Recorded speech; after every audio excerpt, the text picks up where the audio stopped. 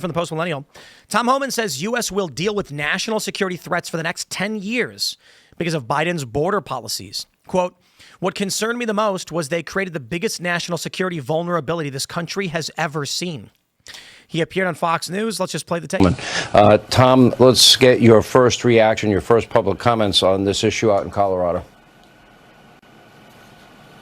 You know, me and you have been talking about this for years, Sean. I mean, I worked for the network just before I came back to the second Trump administration. And I've said over and over again, you know, what scares me about the southern border, the sex trafficking, right? Sky high. The Americans dying from fentanyl. The people, you know, all the drugs coming across, all the sex trafficking, all the smuggling. And I said what concerned me the most was they created the biggest national security vulnerability this country's ever seen. Not only did 2 million known gotaways, 2 million people cross the border, we don't know who they are, where they came from, we don't know where they are now. On top of that, even through the legal process, the Biden administration were bringing people unvetted, handing out work visas like they're candy, while they sat here and planned something bad. We are going to be dealing with this for the next 10 years. Because of the chaos they created in 4 years. We're out there kicking butt. We're arresting a lot of criminal aliens. We're out there looking for the bad guy. And when we're out there doing that, Sean, we got protesters assaulting ICE officers. We got members of Congress all over the country going to ICE facilities, raising hell, saying this is their oversight responsibility. Where were their oversight responsibility when 10.5 million illegal aliens came across the border? Where is the oversight responsibility on releasing over 8 million illegal aliens to this country? Where's the oversight responsibility then? I don't think it's going to be 10 years. I think it's going to be longer. I think 10 million illegal immigrants. We saw Chinese nationals. There are reports about Iranian individuals. There are going to be people here, and their influence and their ideology and their communities. This guy brought his whole family. And so the question is, what happens when the worldview that this guy has, this terrorist, his kids obviously have some form of this. I'm not going to, I mean, what I see happening is this guy gets deported. They're deporting his family. But there are other people that may not be as crazy or extreme, but they will use that influence and that worldview in politics and try to reshape this country because they were allowed to come in here and they have a view that is anti-American. They oppose our interests, our foreign policy, et cetera. I think what Biden did is a permanent strike on this country. Now, we can deal with a lot of the security issues and mitigate a lot of it, but I think there's a permanent damage. Yes. To be fair, like maybe permanent's a little hard because I think after a certain period of time, it does get washed away. But 10 years is too short. Well, not only that, but like when you think of if the next administration doesn't have a serious and sober approach to national security and to border security, it's only going to just restart what it's already done, you know? Right, and I talked about this in the culture war. Remember, I said, can we just walk into another country? Let's give an example. Oh. If 10 million of us went to the Mexican border and just crossed illegally, you think they're just going to be like, well, we're just going to welcome you with open arms? No, they're going to send the federale and the military and everybody there to round us up. Every country on earth. Every single country on earth. I think the solution here is to overcompensate the other way with an immigration moratorium. If we brought in too many during the Biden administration, we need to bring in too few to make up for that deficit now that we didn't have beforehand. That still doesn't help us, though. I think it pushes us in the right direction. It starts. So if we start with another Muslim ban 2.0, but something in that direction, I think that could definitely help mitigate some of the issue. If we deal with blocking the border from Trent Aragua gangsters and other people in the cartel that the cartel is manipulating with human traffickers and other things like that, I definitely think shutting down and having an actual immigration moratorium for a couple of years, review what's actually going on in our country, could definitely help mitigate the risk from these extremists that we haven't vetted at all. And then, we could let Stephen Miller and Tom Homan go around and allow ICE to really pick up the worst of the worst and make their way down the list. Well, the issue with that is we're going to have to get through the sanctuary cities. And of course, that's where everybody's going to flee right now. Yeah, I think some of them are dropping. Some of the sanctuary cities, I think, are dropping like flies. I think there was one. I think Philadelphia said they were no longer standing by their sanctuary city policies, if I'm not mistaken. The Trump admin put out a list of sanctuary cities that Trump said were engaged in insurrection. And the reason he did that is because that's the qualification for invoking the Insurrection Act. If law enforcement is not being handled at the local level, the president has the authority to call in the National Guard to enforce local laws.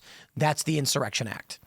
And so they published this list, took it down. Some sheriffs got mad saying, hey, we're trying to work with you on this one. We'll see where this goes, but it does look like the Trump admin is gearing up to send a National Guard to mass deport. I think they're serious about it. I've heard a lot of people say at this pace, it ain't getting done. Stephen Miller was saying we need 3,000 per day or more. Yeah. Liberals are claiming Biden was deporting more people under Trump. I don't think that's correct. See, the difference is under Obama, these are turnarounds. They'd stop people at the border, turn them around. They called it a deportation. Under Trump, they're actually going to immigration courts, waiting in the hallways. And when a guy goes in for his hearing and they get denied, they walk out and immediately get placed in cuffs, deported. Good. That's something we've not seen from other administrations. And the deporting of a guy's entire family after he committed a terror attack, something we've not seen from the other administrations. And to quickly respond to the sanctuary city stuff, I'm reading a headline right now from the Philadelphia Inquirer. Philadelphia says it's a welcoming city, not a sanctuary city, as the Trump administration threatens funding cuts. So I think that's really the direction the administration is willing to go with every city. And that's how they will affect change with their immigration policy. They are going to, Stephen Miller and the other people at, I believe it was American First Policy Institute, have been studying the ways to do this for years. And now they are effectuating that change in the administration, all the ways that they see fit. So they think that just changing a word or two is just going to make a difference. I mean, this well, is going what they do back all the time. and using different laws, for example, the Alien Act and threatening fundings at least worked in Philadelphia. So just changing a word or two does change what it is, because it legally it changes. You don't need to change the word, change the interpretation. I mean, you don't even need to change the word. That is true. Yeah. But like I said, I think I said this earlier, but Stephen Miller was talking about how badly they need to increase the amount of deportations. And I think that that's something that the American people still want, even though you see videos of people yelling at ICE. I saw a bunch of those over the weekend. People are out there in the streets Throwing and stuff. Yeah, they're making an issue, and there's someone that's complaining because ICE agents are wearing masks and stuff.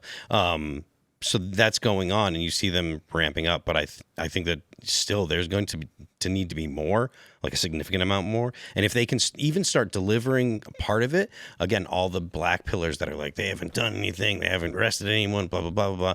This is another kind of, white pill to them. It's like, look, they actually are really ramping up and being fairly Aren't they militant over about it. 100K already? I believe the last number was like 100. 20 million's a lot, man. It really is. But I mean, Pump those numbers up. Right. 20 million's a lot. Well, So. are we tracking self-deportations? I don't know, but Not yet. But even if we're not, or we were, like, you still have so many people. Like, I can't imagine 1 million or 2 million people actually left in the past 6 months that out of self-deportation. You can apply that kind of pressure. I believe they can, especially if you start arresting business owners. But as of right now, I don't think that there's been that many. I was thinking, this kind of scary thought. What does it mean to have political power? Right now, you've got the Trump administration and ICE actively trying to deport people because Americans still hold dominant political power in this country. But we are dangerously close to not having that. Yeah. When enough illegal immigrants are operating in this country that they can sway at least half of the political factions of this country, then you will not have the political will to deport anybody. And then you, as sovereign advocates of this nation, or advocates of a sovereign nation, it's over. So I was just thinking, like, Democrats would not be doing this. They would not do this. And we are only a few percentage points in the election away from losing the authority of those who believe in a sovereign United States. That's actually pretty terrifying. Yeah. It's incredibly important that, like, we don't lose the House and we pick up seats in the House and the Senate. Like, it's incredibly important, and history is against us. The party in power regularly loses seats, and there's also the possibility that we don't actually get the economy going enough to start eating away at the cost of living and stuff. So But I mean, at the rate that we're going now, I was just talking about the 100K, you know, if you're able to get that number to somewhere near maybe 1 million, 1.5, but you do them in very select locations, I mean, there's a possibility that you can pick up even 1 or 2 seats. I got it. Trump should rent out an entire Costco, right? And then put a big sign over the door saying free citizenship. And when everybody comes in, you got them. And then he can deport like 100,000 people just like that. I mean, it would be nice, wouldn't it? Free citizenship, and it's right this way, and then people coming in and Free citizenship back to the country. You know, you're a citizen. Thanks for checking out this clip from Timcast IRL. Make sure to watch the show live Monday through Friday at 8 p.m. Subscribe to this channel, and we will see you all there.